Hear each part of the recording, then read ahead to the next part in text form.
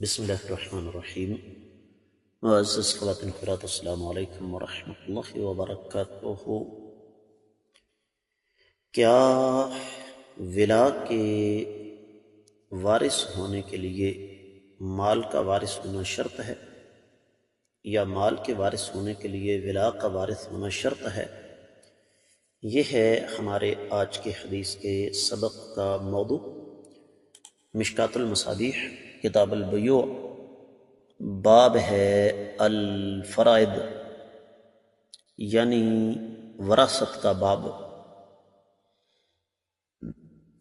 اور 3083 حدیث کتاب میں اور 26ویں باب میں ہے۔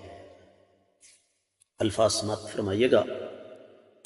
عن عمرو بن شعيب عن أبيه عن جده أن النبي صلى الله عليه وسلم يرث الولاء من يرث المال، رواه الترمذي وقال هذا حديث اسناده ليس بالقوي۔ معزز خواتین و حضرات، یہ حدیث جو کہ سنن ترمذی میں ہے، کتاب الفرائض، اور باب ہے کہ ولا کا وارث کون ہوگا، 2114ویں حدیث ہے، اور یہ حدیث سند کے اعتبار سے ضعیف ہے۔ محدث العصر شیخ البانی رحمۃ اللہ علیہ اس کو مشکات المصابیح اور ضعیف الجامع الصغیر میں نقل فرماتے ہیں۔ شیخ زبیر علی زئی رحمۃ اللہ علیہ وہ بھی 2114ویں حدیث جو کہ سنن ترمذی کی ہے، اس کے تحت اس کو ضعیف قرار دیتے ہیں، اور اس کی وجہ یہ ہے کہ عبداللہ بن لحیہ معروف راوی ہے، جو کہ اپنے اختلاط کی وجہ سے، حافظے کی کمزوری کی وجہ سے ضعیف ہے، اور اس کی پھر ایک مطابقت یا اس کی حمایت میں ایک اور روایت ہمیں مسند احمد سے مل جاتی ہے، لیکن اس کی سند بھی منقطع ہے۔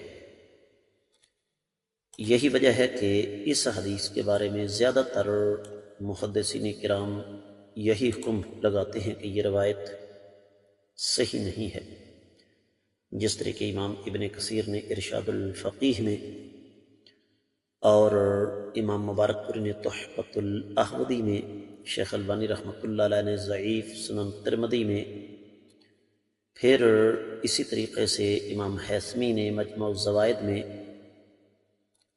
اسی طریقے سے اور بھی بہت سارے محدثین کرام ہیں، جس طرح کہ امام ابو حاتم الرازی البدر المنیر میں فرماتے ہیں کہ ابن لحیہ نے عمر بن شعیب سے حدیث سنی ہی نہیں ہے۔